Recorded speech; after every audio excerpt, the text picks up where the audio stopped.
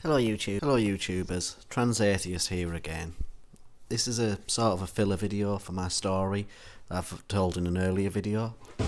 This one's been quite a hard video for me to make, just like the other video that I made, so it's taken me quite a while to get this one up on the channel. Firstly, I want to talk about some things I've been pondering in the last few months. I've been thinking mainly about the things I did in the organisation, and what happened that woke me up from Jehovah's Witnesses. Now, I have mentioned in an earlier video my history with abuse in the Jehovah's Witnesses and what happened when I left the organisation. But as a recap, I was for 10 years beaten on a regular basis by my stepmother, molested and sexually abused by her, and she was a Jehovah's Witness in the organisation. And the organisation, the body of elders, they covered it up and swept it under the rug, silencing me and forcing me out of the organisation in a rather weird way that I didn't expect them to actually go to the length that they did to get me out. They destroyed my word and my life. But I want to point out in this video things that I did in the religion apart from being abused, recover the handling of my disfellowshipping by the elders, and the effects it all had on me. So when I was 11, I got baptised, and also left school early to be taught at home. This meant that I had much more time to give to the religion. I never really sincerely believed in God, but I did believe in furthering myself in the organisation. And with me being abused at home, physically and sexually, I wanted to spend as much time as possible out of that environment. Also, it was a bit of a power thing for me. I wanted to have authority and prestige, as I had no self-esteem or respect. So very much like someone who has been bullied at school might join the police force to get that same sense of power and authority. So I started to auxiliary pioneer for about 18 months before I became a regular pioneer around the age of 13. At this time, I was also working with the sound team, the security team, and the cleaning team at the conventions and assemblies. In my congregation, I ran the sound desk with my dad, and also was an assistant donation collector. Also in the field service on a Wednesday, all the elders and ministerial servants were working. So I was given the task of leading the service group I was in. So I had to say a prayer, give a 5 to 10 minute talk to the publishers, and pair everybody up. So all of this gave me a sense of responsibility in the congregation, and to a degree a sense of power as well, as nobody else in the congregation my age was able to do any of these things. I was quite a cocky kid at this point, I would say, and everyone thought of me as someone who would do great things, go to Bethel when I was older. But there was even talk of me possibly at the age of 50 or 60 getting to be on the governing body and things like that. And people let me know this. So it was very ego boosting and provided me a good way of trying to forget about the abuse that I was going through at home. When I was 15, I attended the ministerial training school and was appointed on a trial basis as an acting ministerial servant.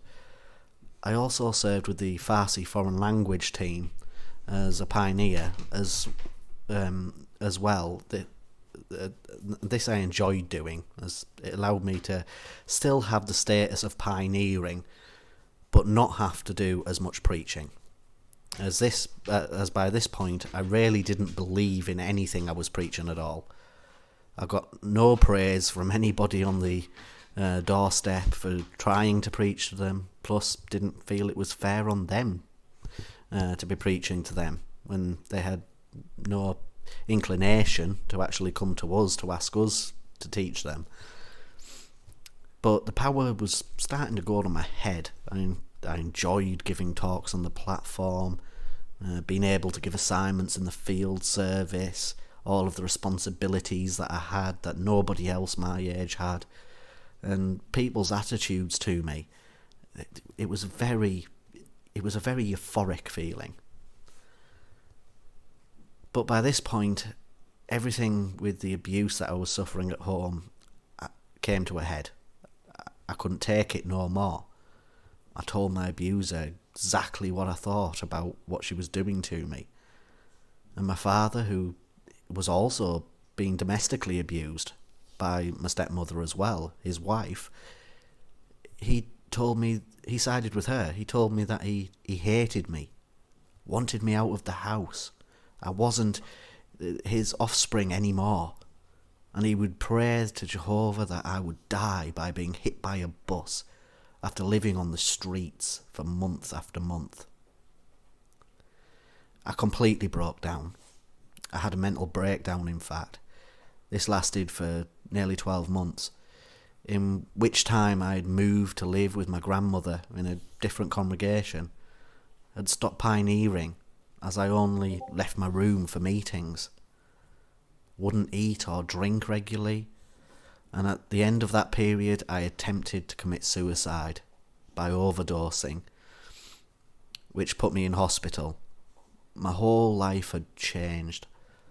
All of the feelings of guilt, hatred, fear, dread, sorrow and misery that I had been hiding for years under a veil of work and power and responsibility within the organisation. Well, it all came flooding out, and I couldn't go back. I completely stopped going to field service and to meetings. Went to college to try and get some education. Moved out of my grandmother's house to live with worldly friends. I saw a therapist who helped me greatly. I tried to fade and just not associate with anybody from the religion apart from some members of my family like my grandmother. I still made a point of trying my best to keep by the rules, as the last thing I wanted to be was a hypocrite. And that worked well for nearly 18 months. Had not heard anything from the elders. My life was actually going quite well at this point. I was still messed up from the abuse, mind you. I couldn't talk about it much to anybody apart from to the counsellor that I was seeing. I was on diazepam from the doctor because of a lot of the feelings were still there and still very raw at this point. But I was doing well in college. I was starting to look into studying physics and doing a physics degree at the university, and actually was making something of my life. Then that's when the elders came knocking. And I've been over this in an earlier video, but I will go over it again. They somehow found my address that no Jehovah's Witness knew. I was staying with college friends at the time, with a college friend's family at the time. It was about 11 p.m. at night when they thumped on the door. My friend's mum, well, she hated religion. She'd been in the Catholic Church when she was a child, and she'd been abused by them, so it was still all very raw for her. And when she answered the door, she was actually getting rather upset with them being there. So I said, I'll talk to them on my own. I'll just go outside and I'll talk to them, and you go back in. And so she went back in. And as the door shut behind me, two of the elders grabbed my arms and force marched me out of the street into a back alley where they had parked the car and threw me into the car. They then got in, they locked the doors to prevent my escape, and aggressively hoarded round me. They did not inform me that this was a judicial committee. They did not say a prayer to begin it like they're meant to if it's a judicial committee, or ask me any particular questions at all, apart from, did I want to associate? I said yes. I will send them a letter that I've already written because I'd anticipated this day might come, and I'll send it in to them. This is when they showed me that they had had me followed for months, with pictures of me in public. They had hacked my phone records. They showed me them as well. They hacked my internet records, which they showed me them as well. And then showed me fabricated material showing me to be a male prostitute. Most likely put together from the hacked details that they'd obtained from my records and using the pictures that they'd taken of me when I was in public. And they'd published it online. They said that they would disfellowship me for apostasy, drug use, smoking, drinking, homosexuality, all without a trial. And I had no way to defend myself, which they said with a smirky grin on their face. And this is even though that I'd not committed any of those offences. They threw me out of the car and drove off. And it was announced the following day, not just in my congregation, but from all the accounts that I've heard, was also announced in the neighbouring congregation as well, that I'd been disfellowshipped for these things. This crippled me, as the whole encounter was scary to begin with.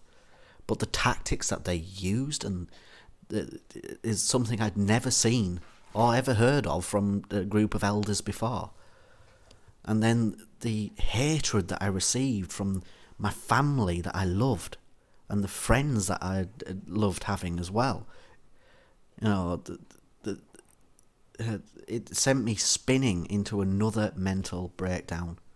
But this time the feelings of the abuse, the sexual abuse and the physical abuse that I'd suffered when I was younger, all of that was coupled with the feelings of the way of the abuse that I'd received by the elders, by their handling of my disfellowshipping and getting rid of me for good. I left college as I could not continue, was self-harming regularly, fell into a really bad crowd and ended up strung out on drugs for the next 4 years.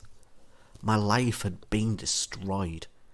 Took me over 6 years to sort myself out and pull myself back together. Even now, I still have severe social anxiety and find it near impossible to speak in public anymore. I've always been atheist, and since I've finally pulled my mind back together now, and I'm finally happy again in my life now, I'm in a way thankful to my abuser. For if it had not been for the beatings and the way that she molested me and the way that she treated me like crap for 10 years, I don't know, maybe I probably never would have changed my direction in life. I probably would have continued on to Bethel and never woke up. So I'm thankful in a way for what she did, because it forced me to wake up. It forced these other events to happen. But those elders, I will never praise them. I will never forgive them for what they did. They destroyed my life, gave me a bad reputation, destroyed my name, and stopped me from having a chance of getting my abuser caught. As after their fabricated evidence against me, my word meant nothing to anyone. I was just a sex worker, even though I'd never had sex, and I'm asexual in my sexuality. Took me years for people to forget that, so that I could move on. Even lost me some of my good friends in the world. There's many people out there that have had experiences like mine, and every one of us who can stand up and tell all makes the world a better place. But I would like to say, and I'd say this to all those who are still going through abuse, or those who are planning on making a stand and leaving, I wish you all the luck in the world, and hope you can escape cleanly. But please, please be careful. Seek help from friends in the world, from police and charities if you need that help, and do your research before you make any decisions. Don't let them mess you around like I've been messed around. Leave only on your own terms, not theirs. Thank you for listening. Please like, share and subscribe. And if you have any questions, please leave a comment and I will get back to you, I promise. And as always, remember, ignorance is never bliss.